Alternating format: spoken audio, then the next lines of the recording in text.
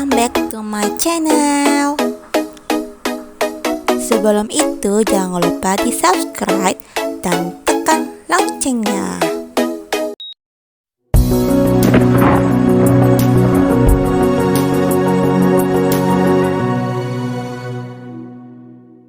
Assalamualaikum warahmatullahi wabarakatuh. Baiklah, kami dari kelompok 7 akan menjelaskan tentang harmoni dan ekosistem dengan media pembelajaran yaitu dengan judul Powerbook 3D atau Pop Powerbook 3 Dimensi 3D. Adapun nama-nama kelompoknya yaitu, perkenalkan, nama saya Atira Putra Maria dengan NIM 2114070109. Samping saya Asmari dengan NIM 2144070108. dan saya Falia Asima dengan yang akhir 2107. Selamat menyaksikan.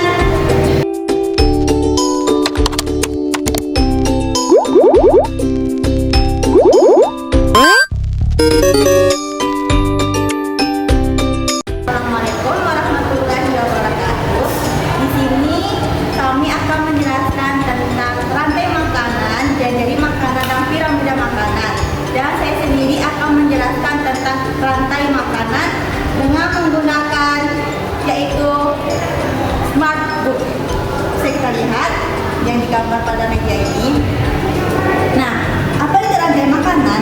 Rantai makanan adalah proses makan dan dimakan dengan urutan dan arah tertentu, yang mana rantai makanan ini merupakan perpindahan energi dari produsen ke konsumen lalu ke pengurai atau dari makhluk hidup satu ke makhluk hidup lainnya. Pada rantai makanan, jalur yang pertama dilalui oleh produsen. Tumbuhan disebut produsen dikarenakan tumbuhan tersebut memasak makanan sendiri dengan bantuan cahaya matahari. Lalu hewan atau tumbuhan disebut sebagai konsumen karena mereka mengonsumsi makanan dari makhluk hidup lainnya untuk mendapatkan energi.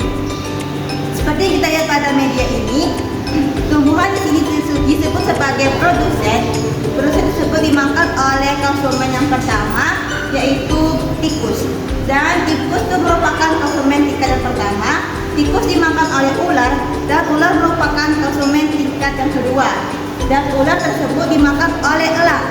Elang merupakan konsumen tingkat yang ketiga, dan produsen atau konsumen tersebut akan mati dan menguraikan senyawa organik yang dinamakan dengan dekomposer atau pengurai.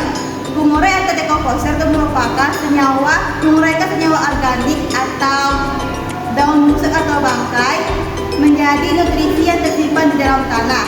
Kemudian nutrisi tersebut akan dipakai lagi oleh tumbuhan untuk tumbuh. Nah, seperti yang kita lihat ini merupakan salah satu contoh rantai makanan. Baiklah, sekian dari saya. Assalamualaikum warahmatullahi wabarakatuh. Assalamualaikum warahmatullahi wabarakatuh. Baiklah teman-teman, di sini saya akan menjelaskan materi pembelajaran mengenai piramida makanan. Kami telah membuat media pembelajaran yang kami namai Powerbook 3D. Karena apa? Cara pembuatan dari piramida makanan ini sendiri dari kertas karton berbentuk jaring-jaring limas. Kami bentuk dengan menggunakan jaring-jaring limas dan digunting, kemudian dikasih tali atau benang sebagai penarik nantinya, sehingga piramida ini dapat berdiri seperti bentuk piramida makanan. Nah, bentuk piramida makanan sendiri itu merupakan representasi grafis mengenai hubungan antara berbagai jenis organisme yang hidup dalam suatu ekosistem di bumi.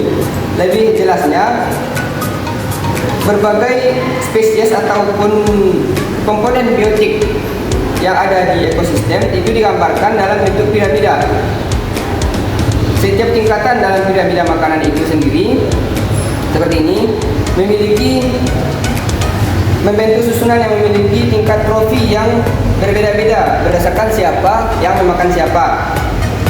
Diawali dari produsen primer, yaitu tumbuhan Kemudian dilanjutkan di atasnya konsumen primer atau konsumen tingkat 1 yang nanti akan memakan atau mengambil energi dari produsen utama. Kemudian dilanjutkan dengan konsumen tingkat 2 atau konsumen sekunder yang memakan konsumen tingkat 1. Dan di paling atas terdapat konsumen utama, yang mana konsumen utama ini nanti akan memakan atau mengambil energi dari konsumen tingkat 2 atau konsumen sekunder. Nah, perpindahan energi sendiri dari produsen utama hingga ke konsumen utama itu berbentuk seperti piramida. Maksudnya, produsen utama memiliki energi yang paling banyak karena dia mengambil dan memasak makanannya sendiri, sehingga energi yang dihasilkan pun energi yang terbanyak. Konsumen tingkat 1 atau konsumen primer itu mengambil makanan atau energi dari produsen utama, tentunya akan lebih banyak karena dia langsung mengambil energi yang mana produsen ini tadi langsung memasak makanannya sendiri, menghasilkan energi sendiri. Otomatis energi yang ditransfer ke konsumen tingkat 1 itu akan lebih banyak. Begitupun seterusnya, ketika konsumen tingkat 1 dimakan oleh konsumen tingkat 2, perpindahan energi yang terjadi pun akan menurun. Makanya tadi disebut berbentuk seperti piramida. Dari produsen ke konsumen utama itu energinya sangat tinggi, perpindahan energi sangat tinggi. Kemudian dari konsumen 1 ke konsumen 2, transfer energinya berkurang. Begitupun dengan konsumen 3, konsumen 2 yang mentransfer energi ke konsumen utama atau konsumen 3, itu energinya semakin sedikit sekali. Piramida ini sendiri diketahui lebih menggambarkan sebuah interaksi dari setiap komponen biotik dalam suatu ekosistem di bumi, berbeda dengan jaring-jaring makanan dan juga rantai makanan yang hanya menggambarkan hubungan makan dan dimakan oleh satu jenis komponen biotik saja, sedangkan ini dari berbagai jenis komponen biotik. Sekian penjelasan dari saya terkait dengan piramida makanan. Terima kasih. Assalamualaikum warahmatullahi wabarakatuh.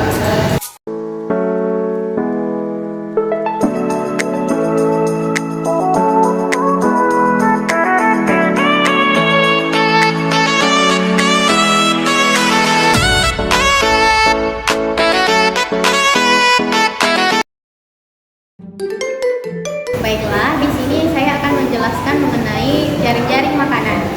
Sebelum masuk ke dalam penjelasan mengenai jaring-jaring makanan, di sini saya akan menjelaskan bagaimana tata cara pembuatan media pembelajaran ini. Yang pertama yang harus kita sediakan yaitu alat dan bahan. Bahan-bahannya seperti karton, gambar yang bisa kita print, dan ini bisa dikasih dus biar tebal ataupun tidak, itu sesuai selera masing-masing. Cara pembuatannya yang pertama, bentuk kertas karton membentuk persegi panjang dengan ukuran panjang 72 cm dan lebar 44 cm. Lalu gunting bagian tengah karton dengan membentuk jenjang atau tangga seperti ini. Setelah itu, tempel-tempel gambar sesuai dengan urutan produsen, konsumen tingkat 1, konsumen tingkat 2, dan konsumen tingkat 3. Lalu setelah itu, hias bagan-bagannya seindah mungkin. Baiklah, saya akan menjelaskan mengenai jaring-jaring makanan. Jaring-jaring makanan adalah hubungan kompleks dalam rantai makanan yang dalam komunitas ekologis yang menunjukkan hubungan siapa yang mengonsumsi siapa. Nama lain dari jaring-jaring makanan adalah konsumen dan sumber daya. Di dalam jaring-jaring makanan, organisme menunjukkan rantai makanan atau tingkat trofik. Tingkat trofik di sini yaitu produsen, konsumen tingkat pertama, konsumen tingkat kedua, dan konsumen tingkat ketiga. Dalam jaring-jaring makanan, produsen di sini yaitu ada tanaman hijau. Tanaman hijau adalah produsen di sini. Lalu konsumen tingkat pertamanya yaitu tanaman hijau bisa dimakan oleh belalang dan rusa. Lalu selanjutnya belalang dimakan oleh katak merupakan konsumen tingkat kedua. Lalu katak dimakan oleh ular dan ular dimakan oleh konsumen tingkat ketiga yaitu elang. Di dalam rantai makanan, sebagian organisme tidak hanya mengonsumsi atau dikonsumsi oleh satu atau lebih spesies. Di sini bisa kita lihat produsen di sini adalah tanaman hijau. Tanaman hijau tidak hanya dimakan oleh satu spesies saja, tetapi di sini ada dua, yaitu rusa dan belalang. Di sini konsumen tingkat satunya ada belalang dan rusa.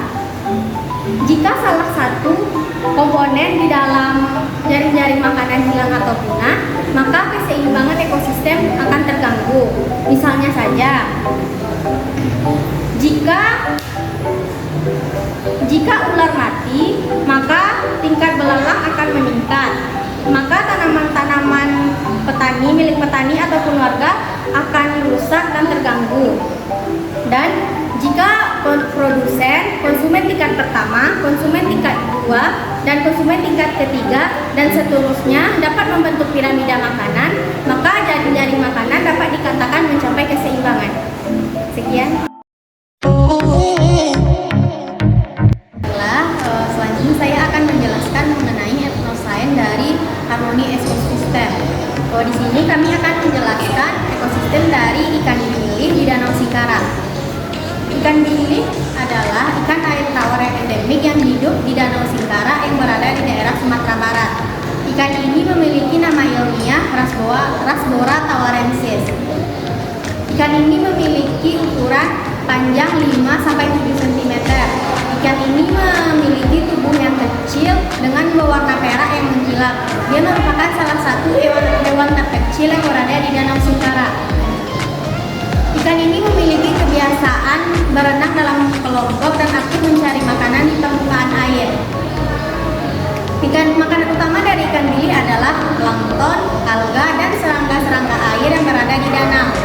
Ikan ini memiliki nilai ekologis bagi ekosistem Danau Singkara, yaitu mampu mengendalikan plankton dan alga. Di dalam jaringan ekosistem Danau Singkara, ikan ini juga berperan dalam menjaga keseimbangan Danau Singkara. Dia juga berperan sebagai makanan bagi para ikan-ikan predator dan burung-burung air. Baiklah, di sini saya akan membacakan dalil atau ayat Al-Quran mengenai harmoni dalam ekosistem. Allah berfirman dalam surat Yunus ayat 24, A'udzubillahi minasyaitonirrajim. Bismillahirrahmanirrahim. Innama masalul hayatid dunya kama in anzalnahu minas samaa'i fa'akhtalata bihi nabatul ardi mimma ya'kulun nasu wal an'amu hatta idza akhadhatil ard huzurfaha wa azayyanat wa dhanna ahluha annahum qadiruna 'alaiha ataha amruna laylan aw naharan faja'alnaha hasidan fa'alam ta'na bil ard fadzalika nufassirul ayati liqaumin yatafakkarun. Adapun artinya yaitu sungguhnya perumpamaan kehidupan di dunia ini adalah seperti air hujan yang kami turunkan dari langit, lalu tumbuhlah dengan suburnya karena air itu tanam tanaman bumi. Di antaranya ada yang dimakan manusia dan binatang ternak. Allah berfirman dalam surat At-Taha ayat 53 yang artinya, yang telah menjadikan bagimu bumi sebagai hamparan dan yang telah menjadikan bagimu di bumi itu jalan-jalan dan menurunkan dari langit air hujan, maka kami tumbuhkan dengan air hujan itu jenis-jenis dari tumbuhan yang bermacam-macam. Dan Allah berfirman dalam surat Al-Baqarah ayat 24 sampai 32 yang artinya, maka hendaklah manusia itu memperhatikan makanannya. Sungguhnya kami benar-benar telah menurunkan air hujan dari langit, kemudian kami belah bumi dengan sebaik-baiknya. Lalu kami tumbuhkan biji-bijian di bumi itu, anggur dan sayur-sayuran, zaitun dan kurma, kebun-kebun yang lebat dan buah-buahan serta rumput-rumputan untuk kesenanganmu dan untuk binatang-binatang ternakmu. Baiklah, sekian ayat Al-Quran mengenai harmoni dalam ekosistem.